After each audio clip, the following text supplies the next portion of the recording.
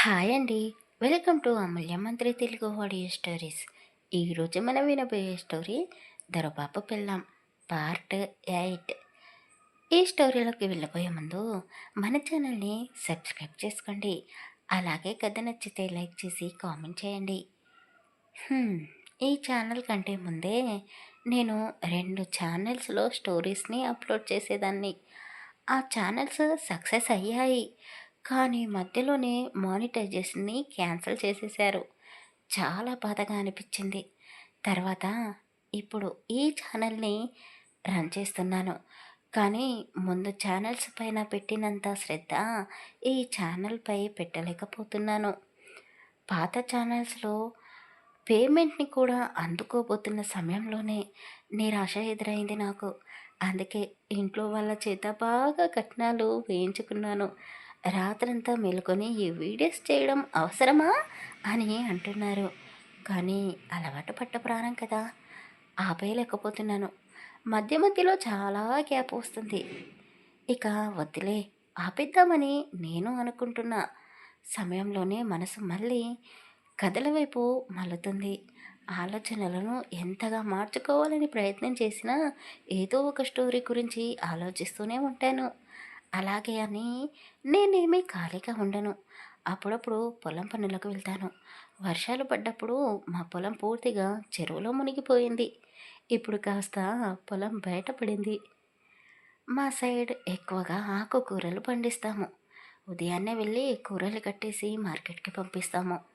అలాగే ఇంట్లో పనులు చేసుకుంటూ మా ఊరిలో ఒక చిన్న బ్యాంగిల్ స్టోర్ని రన్ చేస్తున్నాను నేను. షాప్కి పెద్దగా జనాలేమీ రారు. ఏదైనా పండగ లేదా పెళ్ళిళ్ళ సీజన్ ఉంటే అప్పుడు నా షాప్ గుర్తుకు వస్తుంది జనాలకి.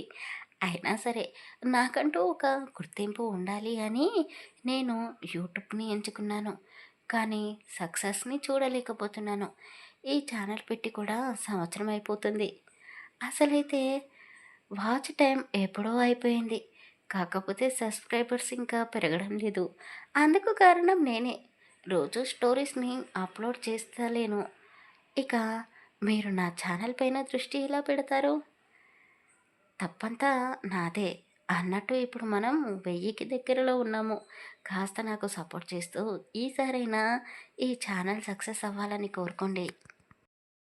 కృష్ణవేణి పుట్టింటికి వచ్చినప్పటి నుండి జయ గురించి, జయ ఫ్యామిలీ గురించి చెబుతూ ఇంట్లో వాళ్ళ బుర్ర తినేసింది. అయ్యో కిట్టుగా, బాగా ఆలస్యం అయిపోయింది.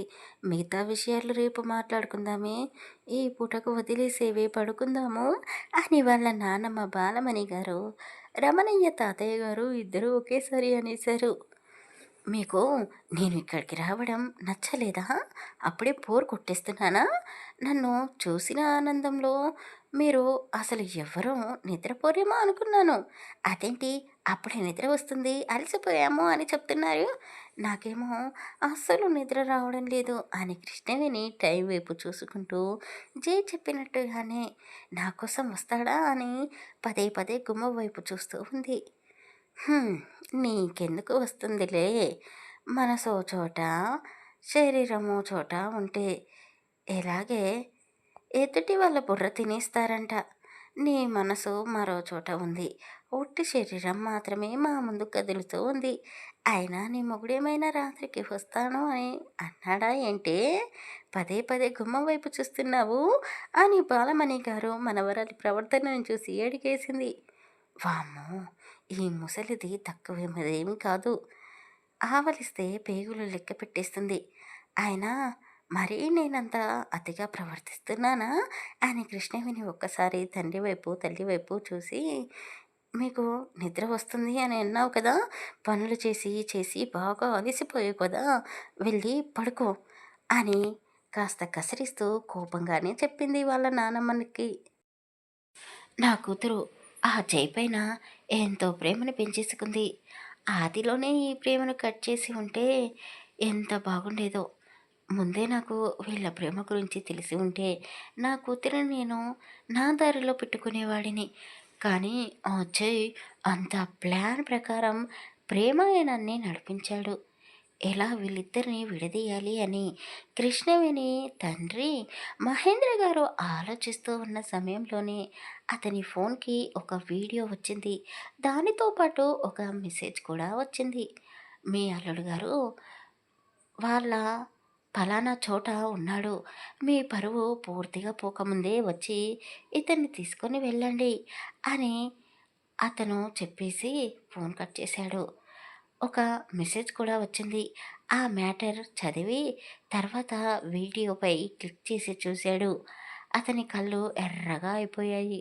కృష్ణవేణి చెప్పినట్టుగానే వాళ్ళ నానమ్మ, తాతయ్య గదిలోకి వెళ్ళి పడుకున్నారు. ఇక తల్లి లలితమ్మ వంటగదిలో అన్ని పనులు పూర్తి చేసుకొని తడిగా ఉన్న చేతిని చీర కొంగుతో తుడుచుకుంటూ ఫ్రిడ్జ్‌లో నుండి చల్లటి వాటర్ బాటిల్ తీసుకొని, "అమ్మా కృష్ణ, ఈరోజు నా దగ్గర పడుకో అమ్మా" అని అడిగింది. వామ్మో! బావ ఒకవేళ ఇంటికి వస్తే బావతో మాట్లాడడం వీలు కుదరదు. అమ్మతో పడుకోలేను అని మనసులోనే అనుకుని, అయ్యో అమ్మ, నాకు ఒంటరిగా పడుకోవడం అలవాటే కదా, అయినా నా రూమ్ ఉంది కదా, నా రూమ్లో నేనే పడుకుంటాను, నువ్వు వెళ్ళి పడుకో అని చెప్పింది. ఉదయం నుండి అటూ ఇటూ పరుగులు తీస్తూ బాగా అలసిపోయిన లలితమ్మ భర్త వైపు చూస్తూ, మీరు కూడా వచ్చి పడుకోండి అని చెప్పేసి ఆమె గదిలోకి వెళ్ళిపోయింది. అని కృష్ణవేణి ఒక నిట్టూర్పు విడిచింది. తాతయ్య, నానమ్మ వాళ్ళ గదిలోకి వెళ్ళిపోయారు. అమ్మ కూడా వెళ్ళిపోయింది. ఇక నాన్న కూడా వెళ్ళి పడుకుంటాడు. నాకు మాత్రం అస్సలు నిద్ర అన్నదే దరి చేరడం లేదు. ఎప్పుడెప్పుడు బావని చూడాలా అని నా మనసు ఉర్రూతలూగుతుంది. తొందరగా నాన్న గదిలోకి వెళ్ళిపోతే బాగుంటుంది. ఈ పాటికి బావ వచ్చి నా కోసం ఎదురు చూస్తూ ఏదో ఒక మూలన ఉండే ఉంటాడు. తొందరగా నేను మేడపైకి వెళ్ళాలి. అప్పుడే కదా బావ నాకు ఎక్కడ ఉన్నాడో కనబడతాడు అని కృష్ణవేణి మనసులోనే అనుకుంటూ వాళ్ళ నాన్నగారి వైపు చూస్తూ, మీరు కూడా వెళ్ళి పడుకోండి అని చెప్పింది. ఆమె ఆరాటం, ఆవేదన అతనికి అర్థమవుతూనే ఉంది. ఇదే సరైన సమయం అనుకున్నాడు శ్రీనివాస్. కూతురుని దగ్గరకు పిలుచుకున్నాడు. నేను నీ పెళ్ళికి ముందే జై గురించి ఎంతగానో చెప్పాను. నువ్వు నా మాటలని కొట్టిపడేశావు. నెల రోజులు అతనితోనే ఉన్నావు. అయినా సరే అతను ఎలాంటివాడో నువ్వు గుర్తించలేకపోయావు. నాకు తెలిసిన వాళ్ళలో ఒకడు ఇప్పుడే ఒక వీడియోను నాకు పంపించాడు. చూడు అని అతని ఫోన్కి వచ్చిన ఆ వీడియోని, మెసేజ్ని కూతురికి చూపించాడు. ఆ వీడియోలో జై ఫుల్గా తాగేసి ఎవడినో బాగా కొడుతున్నాడు. వాడు జై కాళ్ళు పట్టేసుకున్నాడు. అన్నా, ఇంకెప్పుడు అలా చేయను, నన్ను వదిలేసేయి, నేను నీ కంటికి కనపడకుండా పారిపోతాను అని బ్రతిమాలుతున్నాడు. కృష్ణవేణి ఆ వీడియోని చూస్తే నమ్మలేక పోయింది. నాన్న, ఇందులో ఉన్నది బావ కాదు, ఇంకెవరో బావలాగా ఇంకోవాడు కూడా ఉన్నాడు. కాకపోతే అతను కాస్త బావ కంటే చిన్న వయసువాడు. ఎవరో కావాలని బావ ఫేస్ని ఎడిట్ చేసి నీకు ఈ వీడియో పెట్టారు. నీకు బావ పైన కోపం ఉంది కదా, అందుకే ఇలా చేశారు అని కృష్ణవేణి అన్నది. శ్రీనివాస్ నవ్వుతూ, నాకు తెలుసమ్మా, నువ్వు ఈ వీడియోను నమ్మవు అని. జై ఇప్పుడు కూడా అక్కడే ఉన్నాడంట. అక్కడ గొడవ పెద్దగానే జరుగుతుందంట. మనం అక్కడికి వెళ్ళి చూద్దాం పదా అని అన్నాడు. ఆమె మనసు ఇప్పుడు రెండు విధాలుగా ఆలోచిస్తుంది. ఆ వీడియోలో ఉన్నది నా భర్త కాదు కదా అని అనుకుంటూనే, మరోవైపు నాన్న ఎందుకు అబద్ధం చెప్తాడు అని అనుకుంటూనే డల్గా ఫేస్ పెట్టుకొని, పదండి నాన్న, మీకు కూడా మీ అల్లుడు గురించి నిజం తెలుస్తుంది. అక్కడ ఉన్నది బావ కాదు అని మీ కళ్ళతో మీరే చూస్తే కానీ మీరు కూడా బావపై నమ్మకాన్ని పెట్టుకోలేరు అని చెప్పి ఇద్దరు కలిసి జై ఉన్న చోటికి వెళ్ళారు. శ్రీనివాస్కి అన్ని విషయాలు తెలుసు.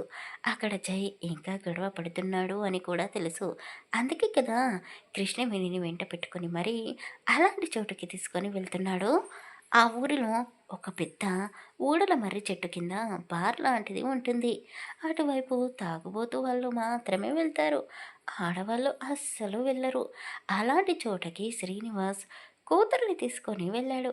కృష్ణవేణి అక్కడ సన్నివేశాన్ని చూసి నమ్మలేకపోయింది. వాళ్ళ నాన్న చెప్పినట్టుగానే జై ఒక వ్యక్తిని బాగా కొట్టేశాడు. ఇప్పుడు అతనికి వార్నింగ్ ఇస్తున్నాడు. అతని గొంతు చాలా గంభీరంగా ఉంది. రీసౌండ్ వస్తుంది అతను మాట్లాడితే. అసలు అతను నా బావేనా? ఇంత గట్టిగా ఎప్పుడు నా ముందు మాట్లాడలేదు అని కృష్ణవేణి మనసులోనే కంగారు పడిపోతూ వణుకుతున్న శరీరంతో కనురెప్పలు వేయకుండా ఆ దృశ్యాన్ని చూస్తూ ఉంది. చీకట్ల నుండి ఇద్దరు ఆడవాళ్ళు పరిగెత్తుకుంటూ వచ్చారు. జయబాబు వదిలేయండి, వాడు చస్తాడు అని ఒక పెద్దావిడ అంటూ ఉంది. బహుశా ఆమె ఆ దెబ్బలు తిన్న వ్యక్తికి అమ్మనేమో. ఆమె కన్నులు పెట్టుకుంటూ కొడుకు ప్రాణాలను కాపాడుకోవాలనే తాపత్రయంతో ఉంది. మరో అమ్మాయి భార్యలా ఉన్నట్టుంది. ఆమె కాస్త కోపంగా ఉంది. ఆ ఇద్దరు ఆడవాళ్ళు జైని అదో రకంగా చూస్తూ ఆ దెబ్బలు తిన్న వ్యక్తిని భుజాలపైన వేసుకొని నడిపించుకుంటూ తీసుకొని వెళ్తున్నారు. ఆ చీకట్లో కృష్ణవేణి ఆ ఆడవాళ్ళని సరిగ్గా చూడలేదు. వాళ్ళు కనబడలేదు ఆమెకు. కానీ వస్తున్న కొద్దీ వాళ్ళు వెలుతురులోకి వచ్చారు. ఇప్పుడు వాళ్ళు ఎవరో ఆమెకు కనబడుతున్నారు. కృష్ణవేణి హ హాలిడేస్‌కి ఊరికి వచ్చినప్పుడల్లా వాళ్ళ పొలం దగ్గరికి వెళ్ళేది. వాళ్ళ పొలం పక్కనే వేరే వాళ్ళ పొలం కూడా ఉండేది కాబట్టి, ఆ పొలం ఎవరిదో కాదు. ఇప్పుడు జై చేతిలో దెబ్బలు తిన్న వ్యక్తిదే. అతని భార్య మరెవరో కాదు. కృష్ణవేణి చిన్నప్పుడు ఆడుకున్న స్నేహితురాలు. వాళ్ళిద్దరిని చూసి కృష్ణవేణి తలదించేసుకుంది. ఇద్దరి కళ్ళల్లో ఒక రకమైన అసహ్యం కనబడుతుంది. శ్రీనివాస్‌కి ఇప్పుడు మనసు కుదుటపడింది. ఎలాగైతేనేంటి, ఇప్పుడు జై గురించి నా కూతురికి పూర్తిగా తెలిసిపోయింది అని తృప్తిపడ్డాడు. శ్రీనివాస్ గర్వంతో ఛాతీని వెడల్పు చేశాడు. కృష్ణవేణి కళ్ళల్లో కన్నీటి పొర వచ్చి చేరింది. జై చేతికి దెబ్బ తగిలింది. రక్తం కారుతూనే ఉంది. అన్నా, కట్టుకోవే అంటూ ఒక అబ్బాయి అతని చేతికి గుడ్డ కట్టాడు. అతను అచ్చం జైలాగే ఉన్నాడు. అతన్ని చూడగానే కృష్ణవేణి మరింత షాక్‌కి గురైంది. ఈ అబ్బాయి మొన్న ఇంటికి వచ్చినప్పుడు జై కోపంగా ఉన్నాడు. మరి ఇప్పుడేంటి ఇద్దరు సొంత అన్నదమ్ములలాగా కలిసిపోయారు అని ఆశ్చర్యంగా వాళ్ళ వైపు చూస్తూ ఉంది. అతను జై చేతికి కట్టుకట్టి చూసి చూడనట్టుగా తల పైకెత్తి జనాల వైపు చూశాడు. కృష్ణవేణి, శ్రీనివాస్ ఇద్దరూ అతని కళ్ళకు కనపడగానే అన్నా, వదిన ఇక్కడే ఉంది అని ఆ అబ్బాయి చెప్పగానే జై వెనక్కి తిరిగి చూశాడు. ఆ తర్వాత ఏం జరగబోతుందో తరువాయి భాగంలో తెలుసుకుందాం. కథ నచ్చితే లైక్ చేసి కామెంట్ చేయండి. అలాగే మన ఛానల్ని సబ్స్క్రైబ్ చేసుకోండి. ఇంతకీ జై కృష్ణవేణి అలకని తీర్చగలడా? ఆమెతో మునుపటిలా చాలా సరదాగా ఉండగలడా? ముందు ముందు ఏం జరగబోతుందో తెలుసుకుందాం. Thank you for listening.